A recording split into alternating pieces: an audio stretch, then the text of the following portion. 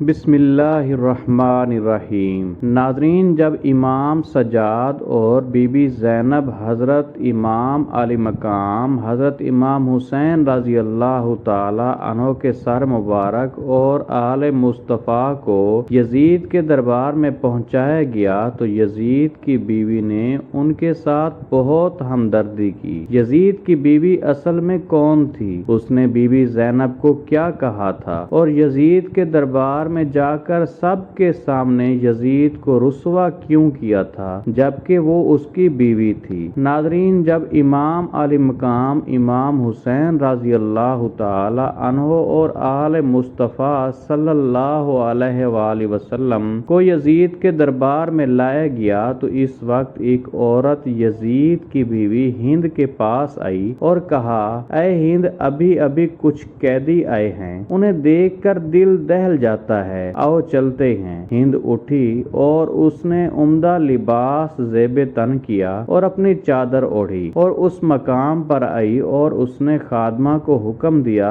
کہ کرسی لائی جائے۔ جب وہ کرسی پر بیٹھ گئی تو بی بی زینب کی نظر اس پر پڑی۔ آپ نے جب غور سے اس کو دیکھا تو اسے پہچان لیا اور اپنی بہن ام کلثوم سے کہا، بہن، کیا اس عورت کو جانتی ہو؟ ام کلثوم نے جواب دیا، نہیں، میں نہیں پہچانتی۔ بی بی زینب رضی اللہ تعالی عنہا نے فرمایا، یہ ہماری کنیز ہند بنت عبداللہ ہے جو ہمارے گھر میں کام کاج کرتی تھی۔ بی بی زینب کی بات سن کر بی بی ام کلثوم نے اپنا سر نیچے کیا اور بی بی زینب نے بھی اپنا سر مبارک نیچے جھکا لیا تاکہ ہند ان کی طرف متوجہ نہ ہو، لیکن ہند دونوں بیویوں کو غور سے دیکھ رہی تھی۔ اس نے آگے بڑھ کر پوچھا کہ آپ دونوں نے آپس میں کیا گفتگو کی کہ جس کے بعد پر اصرار طور پر اور خاص انداز میں اپنا سر جھکا لیا؟ کیا کوئی خاص بات ہے؟ بی بی زینب رضی اللہ تعالی عنہا نے کوئی جواب نہیں دیا اور خاموش رہیں۔ اس ہند نے پھر سے پوچھا،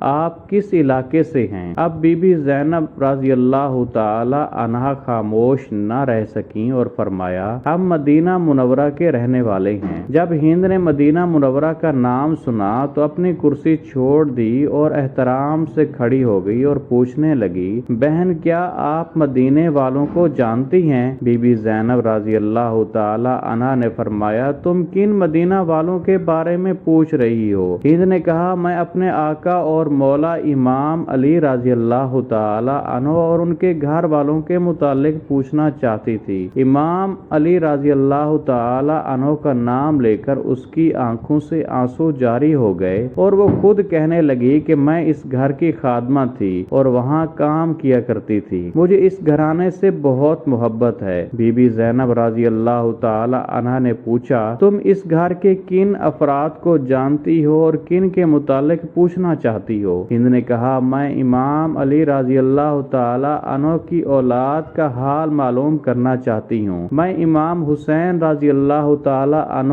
اور اولاد حسین رضی اللہ تعالی عنہ اور امام علی رضی اللہ تعالی عنہ کی پاک باز بیٹیوں کا حال معلوم کرنا چاہتی ہوں۔ خاص طور پر میں اپنے آقا زادیوں زینب رضی اللہ تعالی عنہا اور ام کلثوم رضی اللہ تعالی عنہا کی خیریت معلوم کرنا چاہتی ہوں اور اسی طرح حضرت فاطمہ رضی اللہ تعالی عنہا کی دوسری اولاد کے متعلق معلوم کرنا چاہتی ہوں۔ بی بی زینب رضی اللہ تعالی عنہا نے ہند کی بات سن کر اشک بار آنکھوں سے جواب دیا، تو نے جو کچھ پوچھا ہے میں تجھے تفصیل سے بتاتی ہوں۔ تو نے حضرت علی رضی اللہ تعالی عنہ کے گھر کے متعلق پوچھا ہے، ہم اس گھر کو خالی چھوڑ کر آئے ہیں۔ تو نے حضرت حسین رضی اللہ تعالی عنہ کے متعلق دریافت کرنا چاہا تو یہ دیکھو، تمہارے آقا حضرت حسین رضی اللہ تعالی عنہ کا سر تمہارے شوہر یزید کے سامنے رکھا ہے۔ تو نے اولاد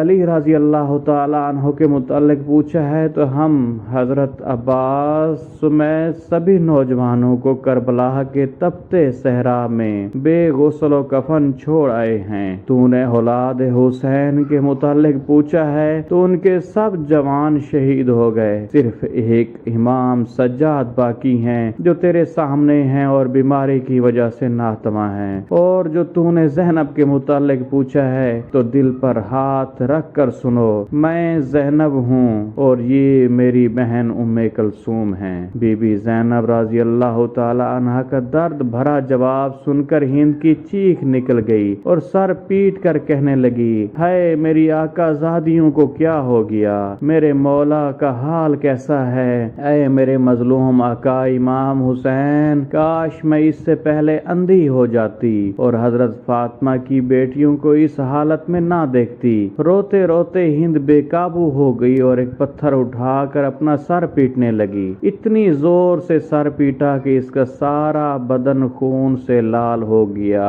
اور وہ بے ہوش ہو گئی۔ جب اسے ہوش آیا تو بی بی زینب رضی اللہ تعالی عنہا اس کی طرف متوجہ ہو کر کہنے لگی، اے ہند تم کھڑی ہو جاؤ اور اپنے گھر چلی جاؤ، کیونکہ تمہارا شوہر یزید بہت ظالم شخص ہے، ہم اپنی مصیبت کا وقت گزار لیں گے، ہم یہ نہیں چاہتے کہ ہماری وجہ سے تمہارا سکون برباد ہو جائے۔ ہند نے جواب دیا، بخدا مجھے میرے آقا و مولا حسین سے زیادہ کوئی عزیز نہیں، میری پوری زندگی کا سکون ختم ہو چکا ہے اور میں اب اپنی زندگی کے باقی لمحات اسی طرح روتے ہوئے گزاروں گی، اور اے میری آقا زادیوں، میں آپ سے درخواست کرتی ہوں کہ آپ سب میرے گھر آئیں، ورنہ میں بھی آپ کے ساتھ یہیں بیٹھی رہوں گی اور اپنے گھر نہیں جاؤں گی۔ یہ کہہ کر ہند کھڑی ہو گئی اور اپنی چادر اتار کر منہ کو پیٹتے ہوئے یزید کے سامنے آئی۔ یزید اس وقت بیرون ملک سے آئے ہوئے کچھ لوگوں کے ساتھ بیٹھا ہوا تھا۔ اس نے یزید سے مخاطب ہو کر کہا کہ اے یزید، کیا تم نے حکم دیا تھا کہ میرے آقا امام حسین کا سر مبارک نیو کے نیزہ پر بلند کیا جائے اور دروازے پر لٹکایا جائے؟ یزید نے اپنی بیوی کو اس حالت میں دیکھا اور وہ فوراً اٹھ کھڑا ہوا اور بھرے دربار میں اس کا سر ننگا دیکھ کر اسے برداشت نہ کر سکا۔ اسے چادر پہنائی اور کہنے لگا کہ ہاں، میں نے حکم دیا ہے کہ اب تو نواسہ رسول پر ماتم کرنا چاہتی ہے تو بے شک کر، لیکن حقیقت یہ ہے کہ ابن زیاد نے جلد بازی سے کام لیتے ہوئے امام حسین کو قتل کر دیا۔ جب یزید نے مکر و فریب سے بھرے جملے کہے تو اس وقت اس نے ہند کو چادر اڑائی تو ہند نے کہا، اے یزید، خدا تجھے تباہ کرے، اپنی بیوی کا سر دربار میں ننگا دیکھ کر تیری غیرت جاگ اٹھی، مگر تو رسول زادیوں کو سرعام سر برنا بازاروں اور اپنے درباروں میں لایا ہے اور ان کی چادریں چھین کر انہیں نامحرموں کے سامنے لاتے وقت تیری غیرت کہاں مر گئی تھی؟ لعنت ہو تجھ پر یزید۔ یہ منظر دیکھ کر یزید کی سب عورتیں چلا اٹھیں اور یزید کے محل میں ایک ماتم برپا ہو گیا۔